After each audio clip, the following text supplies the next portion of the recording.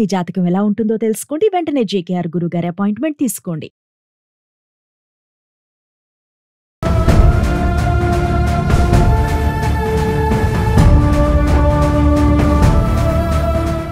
Hello, నమస్తే, welcome to Suman TV.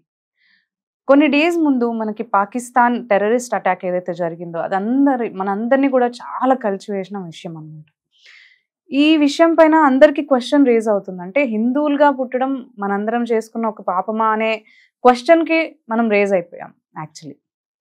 So ఇలాంటి ఈ టాపిక్ పైన మనము ఇప్పుడు చర్చించడానికి మన స్టూడియోలో రామ్ మెట్టు గారు ఉన్నారు. వీరితో ఈ విషయంపై కొంచెం మనం చర్చిద్దాం. హలో అండి, నమస్తే. నమస్తే అండి. సో ఇప్పుడు మనం మాట్లాడుకున్నాము అంటే ఈ పాకిస్తాన్ టెర్రరిస్ట్ అటాక్ ఏదైతే జరిగిందో మనకి పహల్గామ్లో, యాక్చువల్గా అసలు ఎవరి ఊహించని సిచ్యువేషన్. ఎవరినైనా కానీ ఇప్పుడు ఏదో వాళ్ళు టూరిస్ట్ అనేవాళ్ళు జస్ట్ వాళ్ళ హ్యాపీనెస్నో లేదో వాళ్ళు సమ్ హ్యాపీ మూమెంట్స్ని షేర్ చేసుకోవడానికి, లైక్ ట్రావెల్ చేయడానికో ఏదో వెళ్ళారు, క్రియేట్ చేసుకోవడానికి మంచి మెమరీస్ అనేది. సో అలాంటి టైంలో అదొక విషాదకరమైన ఇన్సిడెంట్ వాళ్ళ లైఫ్లో ఉండిపోయేలాగా చేసింది.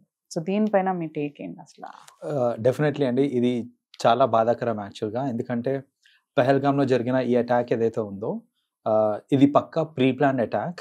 అండ్ వాళ్ళ ఉద్దేశాలు కూడా క్లియర్ కట్గా వాళ్ళు మెన్షన్ చేశారు. అంటే ఎవరు చేశారు, ఎందుకు చేశారు అనేది it is very clear.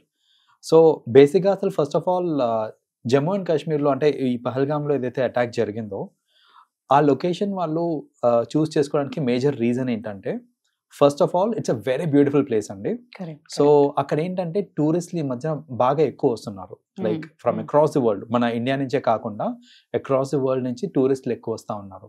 So ఆ నేచర్ని ఎంజాయ్ చేయడానికి కావచ్చు, లేదా సేద తీరడానికి అనేసి, ఫర్ వేరియస్ రీజన్స్ ఏంటంటే ఇలాంటి లొకేషన్స్ జనరల్ గా చూస్ చేసుకుంటా ఉంటారు. మీరు లొకేషన్ అన్నారు కాబట్టి అది టూరిస్ట్ కి సమ్ ఏదో అన్నారు కదా, మన ఇండియన్ స్విట్జర్లాండ్ లాగా వస్తుంది. ఎగ్జాక్ట్లీ, యూనో దానికి పేరు కూడా ఉంది, like you know it is more like ఒక ఇండియన్ స్విట్జర్లాండ్ అనేసి పేరు కూడా ఉంది దానికి.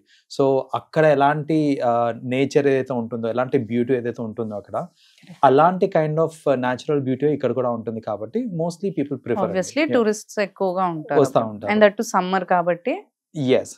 సో ఇక్కడ ఈ అటాక్ అండి అసలు ఫస్ట్ ఆఫ్ ఆల్ తీవ్రవాదులు ఎవరైతే ఉన్నారో వాళ్ళు సోల్జర్ డ్రెస్సెస్ వేసుకొని వచ్చారు. లైక్ యూనో వాళ్ళు క్యామోఫ్లాజ్ చేసుకున్నారు, మన సోల్జర్స్ లాగా డ్రెస్ చేసుకున్నారు. ఏంటంటే వాళ్ళు అటు ఇటు తిరిగేటప్పుడు కూడా ఎవరికి డౌట్ రాకూడదు అనే దీంతో ఫస్ట్ ఆఫ్ ఆల్ సోల్జర్స్ లాగా వాళ్ళు డ్రెస్అప్ అయ్యి ఒక పబ్లిక్ ప్లేస్లో వాళ్ళు ఏంటంటే ఫైరింగ్ అనేది స్టార్ట్ చేశారు. అయితే ఫైరింగ్ స్టార్ట్ చేసేటప్పుడు ఇక్కడ చూడండి, ర్యాండమ్గా ఫైరింగ్ చేయలేదు వాళ్ళు.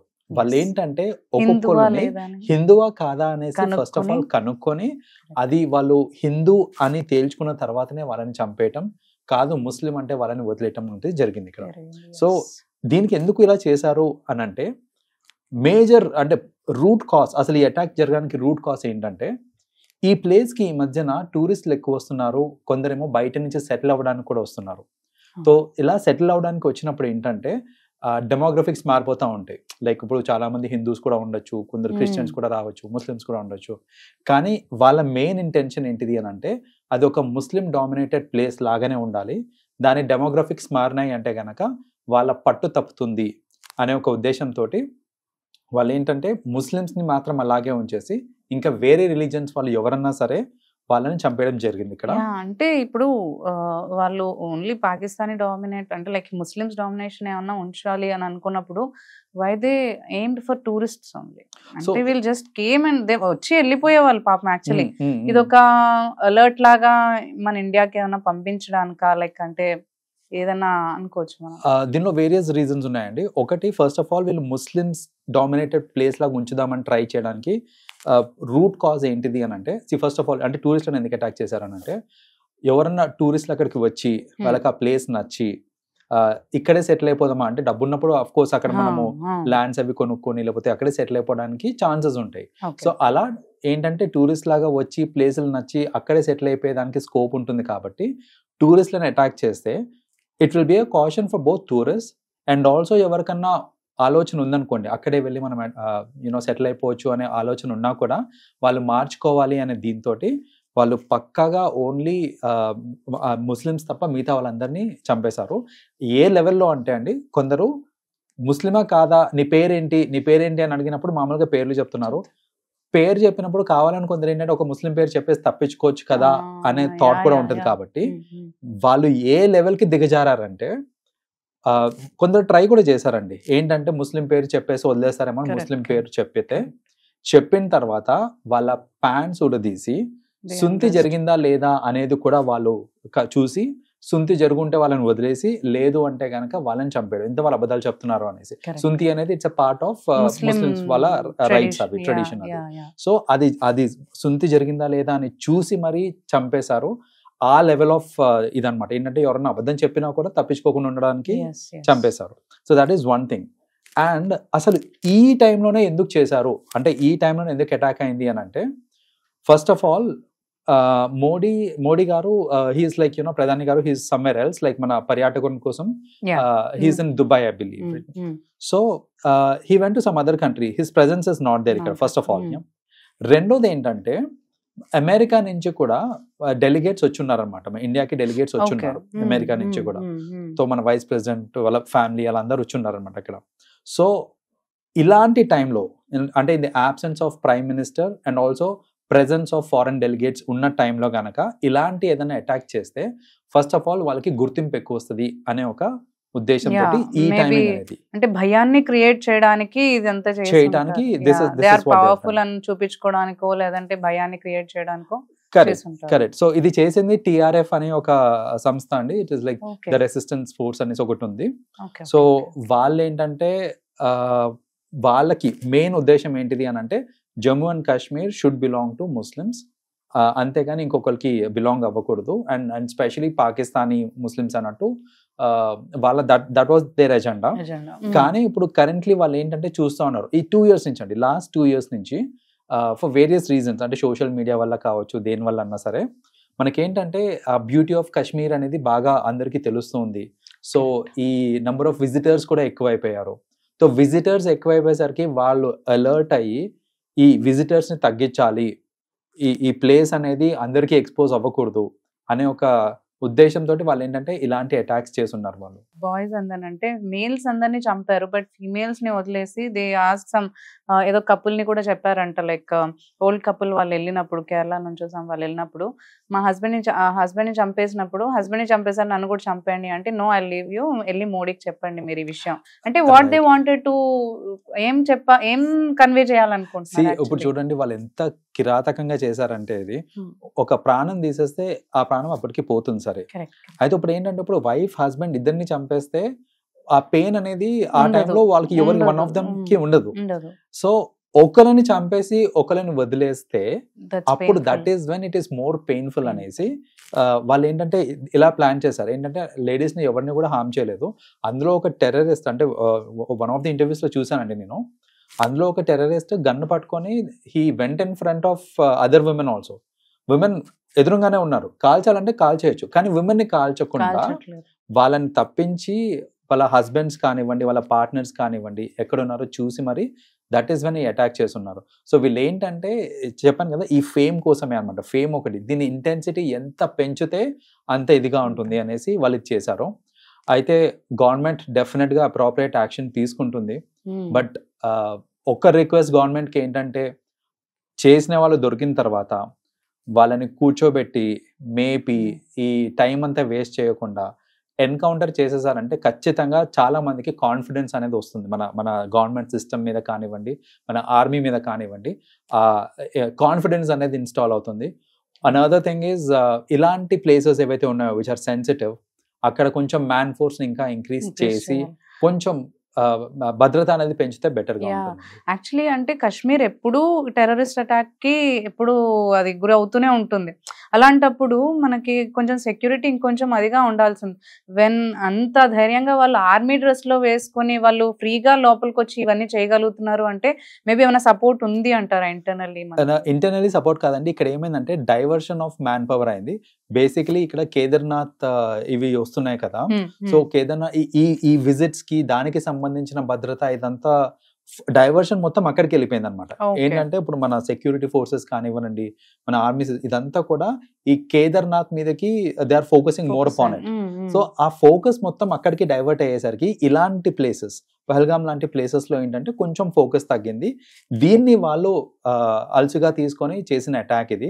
అదర్వైజ్ మన army system was always alert అండి. They have done the best of jobs many a times. In fact చెప్పాలంటే ఈ అటాక్ అయిన తర్వాత రెండో అటాక్ జరగబోయింది, which it was about to happen. కానీ మన ఆర్మీ అలర్ట్ గా ఉండి అది జరగకుండా వాళ్ళని ఎన్కౌంటర్ చేయడం అనేది జరిగింది.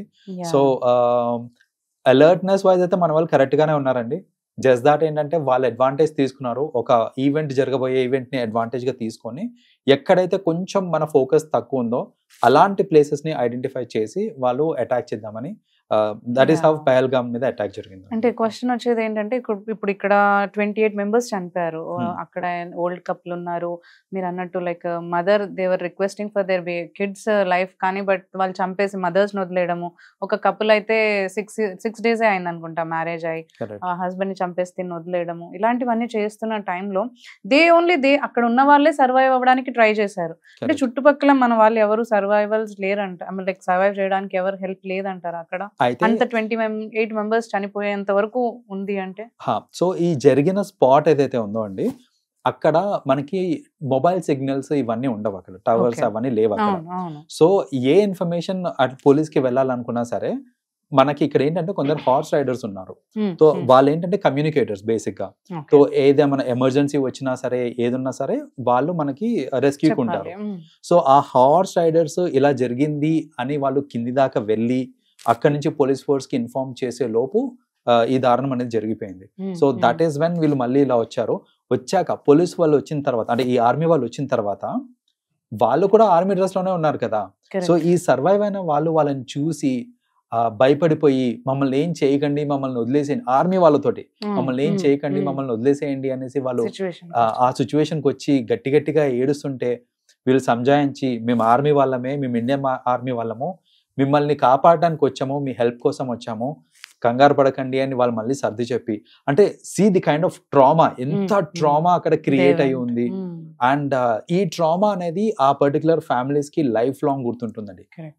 సో ఇప్పుడు జరిగిన ఫ్యామిలీస్ కి ఇది లైఫ్ లాంగ్ గుర్తుంటుంది. అండ్ ఎంతో మంది ఇలాంటి వాటికి, అంటే ఇలాంటి ప్లేసెస్ కి వెళ్ళకుండా ఇంకా ఆగిపోతూ ఉంటారు. ఇనవే చెప్పాలంటే ఇది మన ఎకానమీ కూడా దెబ్బతీస్తుంది, బికాస్ ఆఫ్ మన టూరిజం దెబ్బతింటుంది కాబట్టి. సో ఈ జరిగిన ఒక ఇన్సిడెంట్ వల్ల ఎన్ని విధాలుగా నష్టం అవుతుంది అనేది, అంటే మన దేశానికి కానివ్వండి, మన ప్రజలకు కానివ్వండి, ఎంత నష్టం అవుతుంది అనేది it is clearly evident in this regard.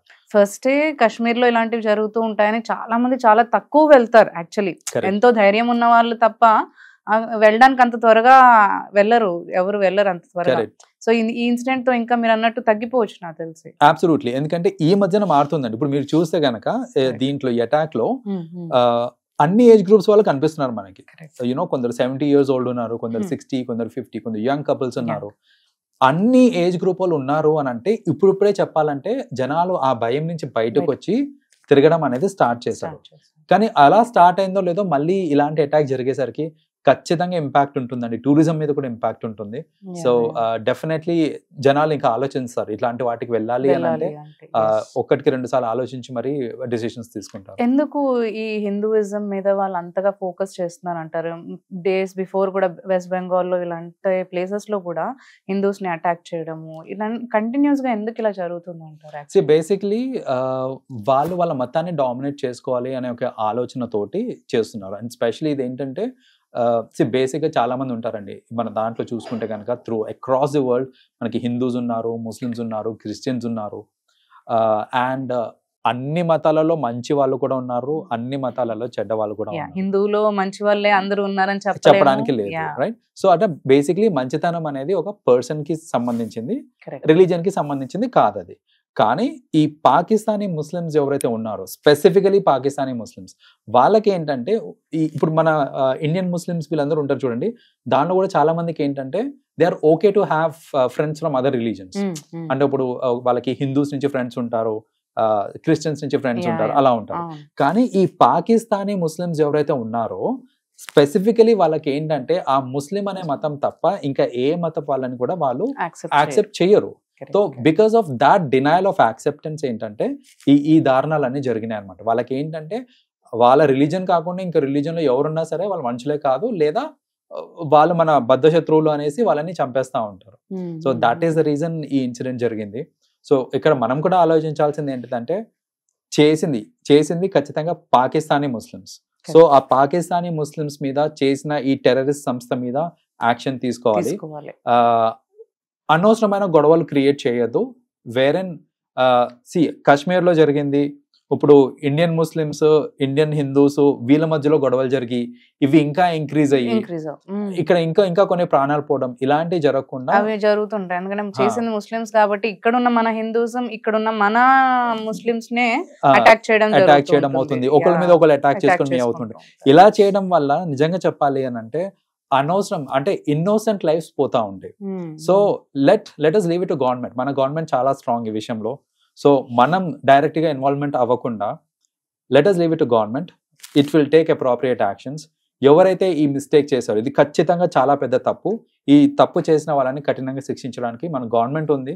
So let us wait and watch what will happen. ఈ ట్రోమా కానీ ఫియర్ నుంచి కానీ దీన్ని పబ్లిక్ ఎలా తీసుకోవాలంటారు అసలు? అంటే ప్రస్తుతానికి జరిగే సిచ్యువేషన్స్ లో కొంచెం అలర్ట్ గా ఉండడమే బెటర్. అంటే నాకేం కాదులే అనేసి మళ్ళీ వెళ్ళిపోవడం అలా కాకుండా సిచ్యువేషన్స్ కొంచెం కూల్ డౌన్ అయ్యేంత వరకు అలాంటి కొంచెం సెన్సిటివ్ ప్లేసెస్ కి వెళ్లకుండా నిజంగానే సేద తీరాలంటే we have a lot of other options ఉన్నాయి, మన కంట్రీలోనే ఉన్నాయి. సో వేరే ఆప్షన్స్ చూసుకోండి. సెన్సిటివ్ ఏరియాస్ కి ఇప్పుడప్పుడే వెళ్లకుండా ఉండండి. కొంచెం మన గవర్నమెంట్ మనకి ఇండికేషన్ ఇస్తుంది మళ్ళీ దట్ ఇట్ ఈస్ సేఫ్ అనేసి. అలా ఆ ఇండికేషన్ వచ్చేంత వరకు వెయిట్ చేసి దట్ ఈస్ వెన్ మళ్ళీ మన టూరిజం ని మనం we can get back. Okay అండి, thank you so much. Thank you.